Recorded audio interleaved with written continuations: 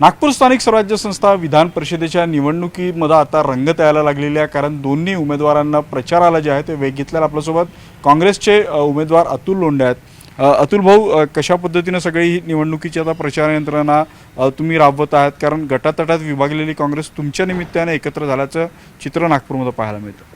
हे मला तर सगळ्यात पहिले देवाभाऊ प्रश्न विचारायचा आहे। 10 लाख म्हणजे प्रेम असतं का?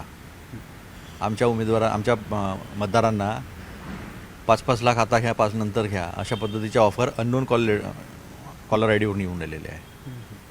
कुठे भेटायचं सांगा, आम्ही भेटतो वगैरे, अशा पद्धतीच्या ऑफर दिल्या जात आहेत। ते सांगतात की आमच्याकडे 600पेक्षा जास्त मतं आहेत, काँग्रेसची मतं आम्हाला भेटणार आहेत। मग तुम्ही एवढा खर्च करून सगळ्यांना गोवा मुंबई कसे काय घेऊन चालले? पायाखालची वाळू सरकली का? कारण मी मुद्द्यावर लढतो आहे।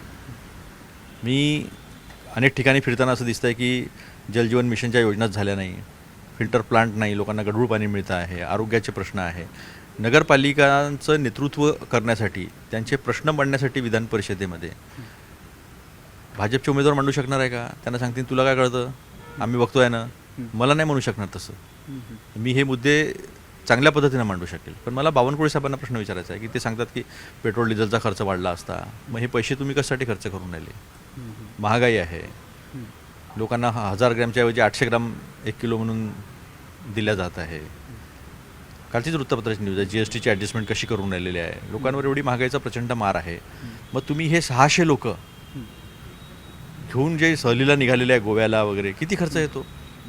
एकेकाचा 2-2, 3-3, 4-4, 5-5 लाख खर्च येईल। मग ह्याचं काय उत्तर आहे?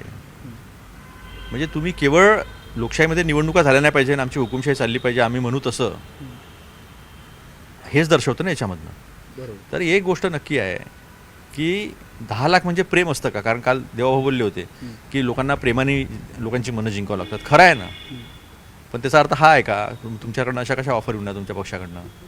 आणि बावनकुळे साहेब म्हणतात की खर्चाला आळा बसला असतात, मग हा खर्च कशासाठी? पण भाऊ, हा तुमचा गंभीर आरोप आहे। तुमच्या किती मतदारांपर्यंत अशा पद्धतीनं संपर्क साधलेला आहे आणि मग त्या मतदारांना काही या सगळ्या संबंधित पुरावे तुमच्याकडे दिलेले आहेत? नाही, असं आहे आता की हे नो कॉलर आय डीवरून फोन करायचे, त्यांना माहिती आहे की तुम्ही आम्हाला पुरावे मागणार आम्ही सांगितलं तर। पण जे सत्य आहे ते सत्य आहे। मेरी जंग नावाचा एक चित्रपट होता, जिनके पास सबूत नहीं होते क्या वो निर्दोष नहीं होते क्या। आम्ही जे सांगतो त्याचा आता पुरावा त्यांनी ते ठेवला नाही, कारण नो कॉलर आय डीवरून बोलत आहे। याचा अर्थ ते खरं नाही असं थोडी आहे। खरं आहे ते, कोणत्या बेसिसवर तुम्ही म्हणून राहिले? भेटून तर मी उमेदवार म्हणून सगळ्या मतदारांना मी फोन करतो आहे, भेटतो आहे, ती एक प्रक्रिया आहे। मी मुद्द्यांवर भेटतो आहे, मी लोकशाहीसाठी लढतो आहे। तुम्ही निवडणुकाच होऊ दिल्या नाही महाराष्ट्रामध्ये। लोकशाहीमध्ये हे योग्य आहे का? संविधानाची तुम्ही गोष्ट करता, संविधानाची तुम्ही पायमल्ली करून राहिले। या सगळ्या मुद्द्यांसाठी लढत असताना ह्या सगळ्या गोष्टी ज्या आहेत त्या डळडळीतपणे जनतेसमोर आहे।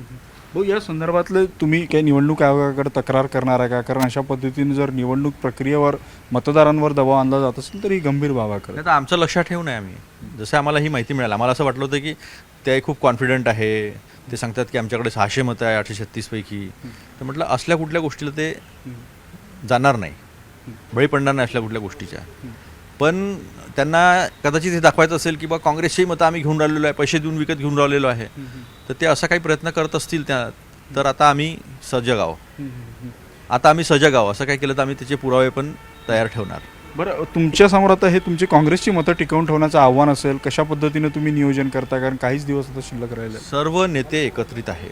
6 तारखेला तुम्ही मंच पाहिला असेल काँग्रेसचा, सर्व नेते एकत्र आहेत, पूर्ण ताकदीने मला सर्व मदत करत आहेत। सर्व ज्येष्ठ नेते, महाविकास आघाडीचे सर्व ज्येष्ठ नेते, म्हणजे काटोलमध्ये राहुल देशमुख साहेब, आता मी तिकडेच चाललो आहे, अनिल देशमुख साहेब असतील, सगळे वंचितपासून सगळ्या आघाडीचे MIMचे असतील, सगळे लोक जे आहेत ते माझ्यासोबत ताकदीनं उभे आहेत आणि तेच मला बळ देत आहेत। भाऊ, भाजपचे काही लोक तुमच्या संपर्कात आहे का? कारण तुमचा अभ्यास पाहता काही लोक तुमच्याशी संपर्कात आहेत? नाही, मी सगळ्यांना फोन करतो आहे। एक उमेदवाराचं मतदारांना ॲप्रोच करण्याचा अधिकार असतो, ते मतदार आहेत माझे, ते भाजप काँग्रेस असं काही नाही। आणि ते मला मागच्या 10 वर्षापासून महाराष्ट्र देश पाहतो आहे। मी कोणत्या मुद्द्यांसाठी लढाई करतो, कोणत्या मुद्द्यावर मी किती आग्रही असतो, मी एखाद्या गोष्टीवर बोलत असतो, त्याच्यामागे माझा अभ्यास असतो आणि त्यासाठी मी पूर्ण ताकद पणाला लावतो। हे सगळ्यांना माहिती आहे। जे काही प्रश्न आहे, नगरपालिकांचे प्रश्न आहे, त्यांच्या निधींचे प्रश्न आहे, महानगरपालिकेचे प्रश्न आहे, ते एक विरोधातला आवाज जो आहे, जो भाजपचा उमेदवार करू शकणार नाही ते मी करू शकेल ना. आज भाजपमध्ये कोणाला प्रश्न विचारण्याचे अधिकार आहे का? पण विरोधी पक्ष म्हणून सभागृहामध्ये विधान परिषदेच्या तिथे हा आवाज जो आहे, ह्या लोकांचे जे प्रश्न आहे ते मी ताकदीने मांडू शकेन. आणि सगळ्यांना माहीत आहे की अतुल लोंढेचा फोन हा 24/7 अवेलेबल आहे. अतुल लोंढेचे दरवाजे हे 24/7 सगळ्यांसाठी ओपन आहे. हा अनुभव सगळ्यांना आहे. त्यामुळे मला असं वाटतं की मी जे आव्हान करतो आहे की आपण मुद्द्यांवर निवडणूक लढतो आहे आणि आपण भाजप काँग्रेस सोडून द्या, पण या मुद्द्यांसाठी सर्वांनी एकत्र येऊन मला मतदान करा, असं मी सगळ्यांना आवाहन करतो आहे. हो, तुम्हाला वाटतं निवडणुकीच्या निकालामध्ये काहीतरी चमत्कार होईल? तुम्ही जे आव्हान करता, तुम्ही ज्या गोष्टी मांडतात, निवडणूक आहे, मी निवडणूक लढतो आहे, मी मुद्दे घेऊन मतदारांसमोर जातो आहे, त्यांना भेटतो आहे, प्रयत्न करतो आहे. बघूया, मला विश्वास आहे ज्या पद्धतीने आमचे नेते सगळे आम्ही एकत्र आहोत, ज्या पद्धतीने मुद्द्यांवर मी लढतो आहे ती मतदारांना आवडत आहे, तर निकाल चांगलाच लागणार आहे. वेळ दिल्याबद्दल खूप खूप धन्यवाद. व्हिडिओ जर्नलिस्ट प्रशांत मोहितेसह उदय तिमांडे, न्यूज 18 मराठी, नागपूर.